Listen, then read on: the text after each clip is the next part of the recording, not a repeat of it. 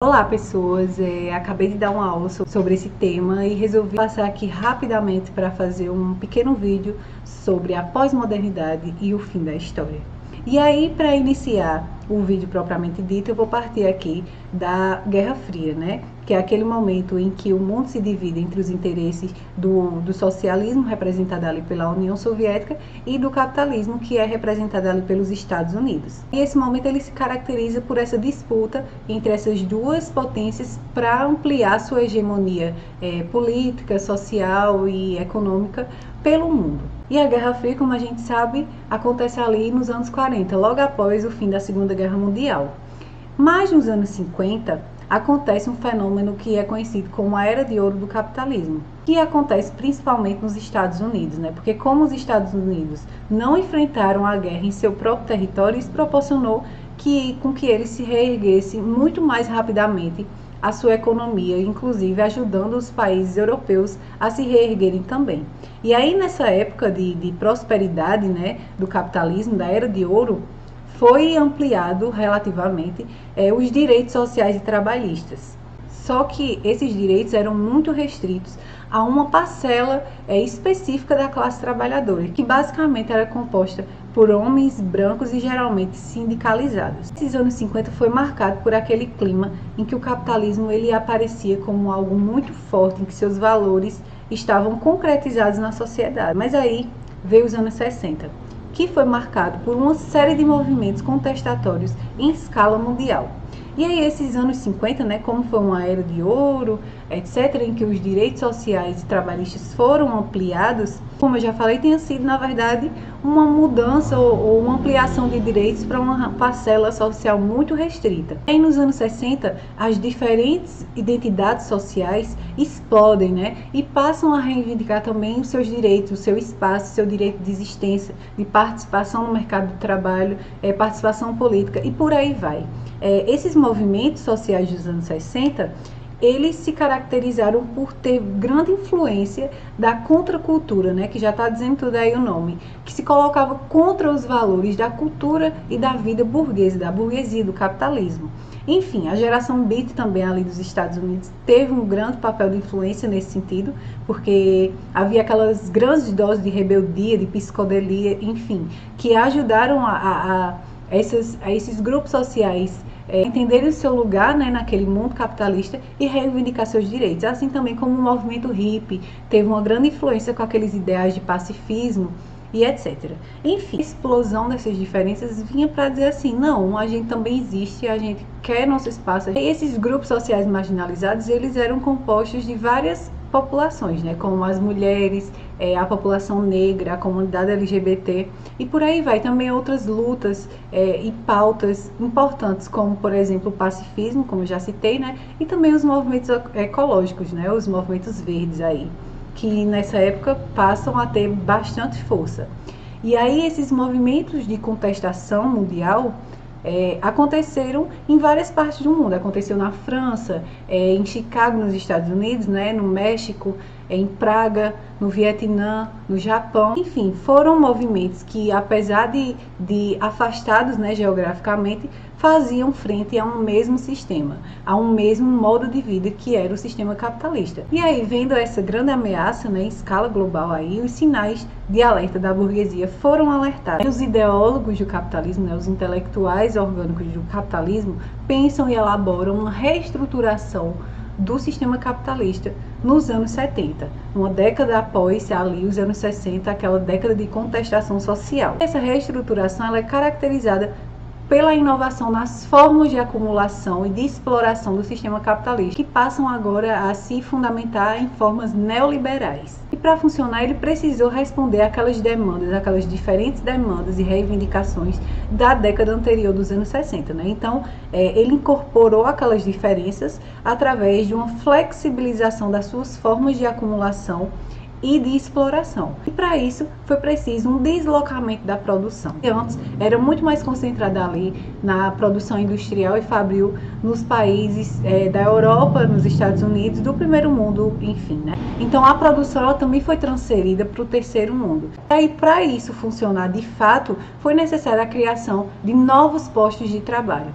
Então, o neoliberalismo tem sua economia baseada principalmente no setor de serviços. Então, foi criada uma série de postos de emprego, né, que empregasse as novas camadas sociais que pediam essa participação, essa inclusão no sistema. Passaram a trabalhar em lojas, em shoppings, em academias, em restaurantes e por aí vai. Hoje em dia a gente tem uma série de serviços disponíveis aí no mercado. E quando se fala em flexibilização dessas formas de acumulação e de exploração, é justamente disso que a gente está falando.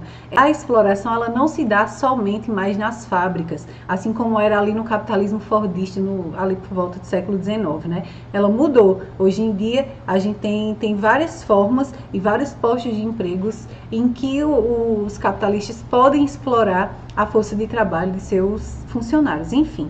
E visando, né, a disseminação dessas novas produções mercadológicas, dessas mercadorias, foi criado um consumo em um mercado de massa, onde as mercadorias elas são feitas em massa e aí elas se distribuem pela sociedade de forma massiva, que precisou da criação de um marketing, né, de uma propaganda e de um mercado da moda para que essas tenham uma rotatividade incessante na sociedade. Então, o marketing ele funciona assim: tem a moda, né? E aí existe uma peça que está na moda. Depois essa peça ela se torna obsoleta, ela sai da moda e entram novas peças, novas criações e até mesmo recriação, né? A reatualização de produtos que já existiam.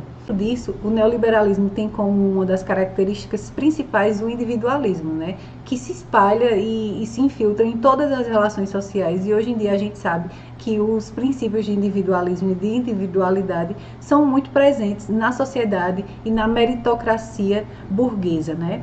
E aí, a partir disso, com a incorporação daquelas diferenças dos anos anteriores, né, que agora participam dessa dinâmica de produção, dessa dinâmica de consumo do mercado capitalista, acaba dando origem a vários estilos de vida, que quer dizer o quê? Que cada grupo social específico tem sua forma de viver, sua forma de enxergar o mundo, sua forma de experienciar a realidade e por aí vai.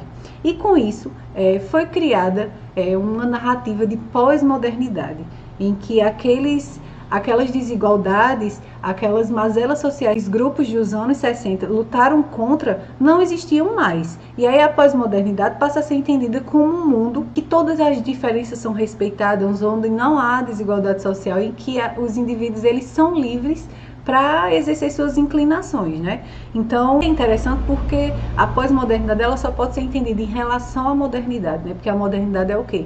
É aquela sociedade construída através dos valores e dos princípios do modo de vida da burguesia. E aí a pós-modernidade, a gente pensando aqui no neoliberalismo, né, que é uma forma do capitalismo se reestruturar e se reinventar, a pós-modernidade eu entendo como uma tentativa também de camuflar e de conciliar as desigualdades sociais que são fruto do próprio capitalismo, né? E esse discurso ele ganha muito mais força ali com o desmantelamento do socialismo, né? Que tem dois momentos muito importantes e que marcam essa virada pós-moderna, que é em 1989 com a queda do Muro de Berlim, que foi um símbolo, né, ali do fracasso do socialismo na União Soviética, e em 1991, que é quando, enfim, a União Soviética se desfacela e põe fim ao regime socialista. E com isso, já em 1992, veja bem, um ano depois do fim oficial da União Soviética, né, o Francis Fukuyama, um intelectual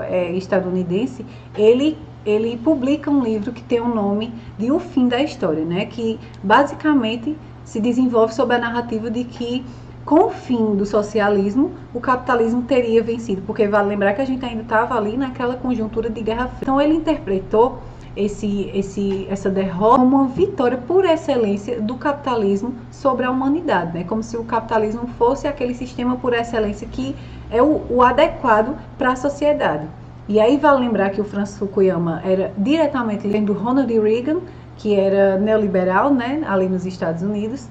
E o fim da história também não se encerra por aí, porque essa narrativa ela teve desdobramentos muito mais profundos, como por exemplo a ideia de morte da luta de classes, morte das ideologias, como se nenhuma ideologia fosse capaz de guiar a ação humana pela construção de um mundo melhor, né?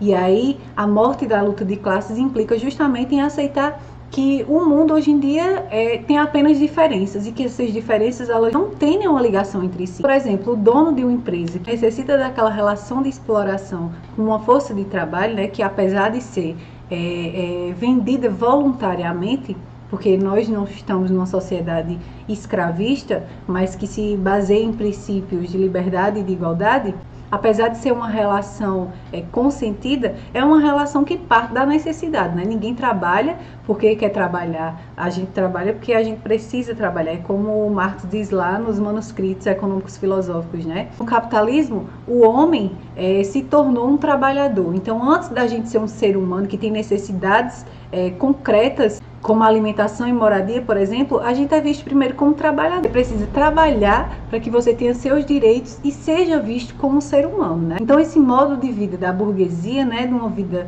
luxuosa, de riqueza, de viagem, etc., nada tem a ver com o modo de vida da população pobre e trabalhadora, que é explorada e oprimida. São entendidos pelos pós-modernos como apenas estilos de vida diferentes, né? Que não tem nenhuma relação direta com a outra e que devem ser respeitados incondicionalmente, né? E daí por diante o neoliberalismo ele só fez se globalizar ainda mais, né? Hoje em dia é o sistema que mais conseguiu se mundializar de uma forma geral, e aí é por isso que eu rejeito essa ideia de pós-modernidade, né? Porque o capitalismo continua vivo e mais vivo do que nunca.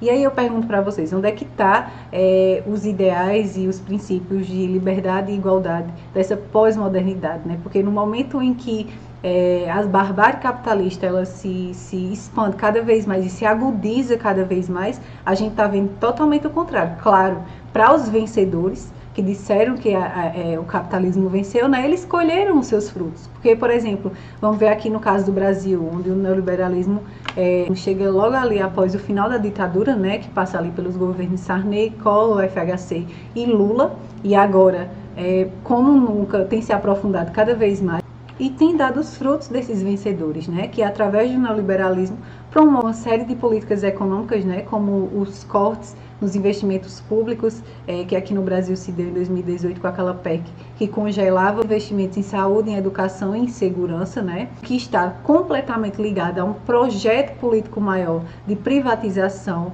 de terceirização e de mais precarização no mundo do trabalho, né. Então essa falta de investimento faz com que esses serviços públicos eles sejam sucateados, o que dá oportunidade para a privatização, né, que é uma forma do capitalismo comer mais um pouquinho os direitos sociais. E aí também o neoliberalismo vem acompanhado de uma série de ataques aos direitos sociais e trabalhistas, como a reforma da Previdência e agora a reforma administrativa, são grandes exemplos, né? E isso também provoca o aumento da fome, o aumento do desemprego, o aumento da violência, né? Que tanto parte do Estado também como da própria sociedade, que agora, junto de uma conjuntura de pandemia, se agudiza ainda mais, né? E aí, com a figura do ilustríssimo Jair Bolsonaro, nós temos o avanço também do neofascismo e do fundamentalismo no Brasil, que casam perfeitamente com esse mundo de indeterminação da pós-modernidade. E aí, por último, eu deixo a reflexão aqui, né? Que, por outro lado, contra essa ideia de morte da história, aqui no caso do Brasil mais especificamente, a gente vê que nos últimos anos, nas últimas décadas, alguns movimentos sociais ganharam muita força, né? Como, por exemplo, o movimento de mulheres, os movimentos antirracistas e os movimentos, organizações e lutas da comunidade LGBT. E aí, esses movimentos surgem e mostram nitidamente que o sistema capitalista encontra-se em crise. Esses movimentos, mesmo com toda a fragmentação, com toda a indeterminação e individualização que ocorre internamente, né, eles têm um grande potencial revolucionário, porque de uma forma ou de outra, as mulheres, os negros, os LGBTs e por aí vai, todas as populações oprimidas e exploradas, eles lutam contra um modo de vida e princípios muito bem determinados, né, que é esse modo de vida capitalista, do sistema capitalista de produção. Vem para quebrar essa narrativa de morte da história e mostrar que a história está mais viva do que nunca. E aí vale lembrar que eles mantêm um potencial revolucionário muito importante, porque a maioria das mulheres na sociedade brasileira é de origem pobre. Os negros, em sua maioria, são pobres e trabalhadores, assim como a comunidade LGBT. Então esses novos movimentos sociais, eles são potencializados justamente porque partem daqueles sujeitos, daqueles grupos, daquelas organizações de pessoas que são oprimidas e exploradas. E é justamente porque elas são oprimidas que elas são mais exploradas. Porque, por exemplo, mesmo entre os homens pobres, as mulheres estão inseridas numa posição de subalternidade estrutural bem mais profunda. Justamente por existir o machismo, né, que o capitalismo acaba se apropriando dessa forma de opressão para explorar ainda mais a força de trabalho das mulheres. Então, hoje em dia, as mulheres compõem aquele grupo social marginalizado que é mais desempregado, que exerce as funções mais precarizadas no mercado de trabalho, né? E que também é responsável por uma dupla e às vezes até tripla jornada de trabalho, porque as mulheres trabalham fora de casa, dentro de casa, ou seja, nunca param de trabalhar. Então, só para finalizar aqui, eu nego a existência de uma pós-modernidade, porque a gente não está pós, a gente está durante, e o capitalismo ele está aí em pé, duro e firme como nunca foi, né? E chegou ao seu maior nível de mundialização. E eu deixo para vocês, né? Será que a história realmente acabou? Ou será que esses novos movimentos sociais, né, que estão tendo mais evidência ultimamente dentro da esquerda, eles nos mostram que, na verdade, nós temos potencial e um potencial muito maior para lutar por uma construção de uma sociedade e de um mundo melhor para todos nós. Então é isso, pessoal. Eu estava gravando aqui, acabei descobrindo que eu estava falando sozinha com a câmera há mais de meia hora e não gravou nada, então eu fiquei meio assim borocochô para fazer tudo de novo. Tô com ódio aqui da minha leseira. Enfim, mas é isso.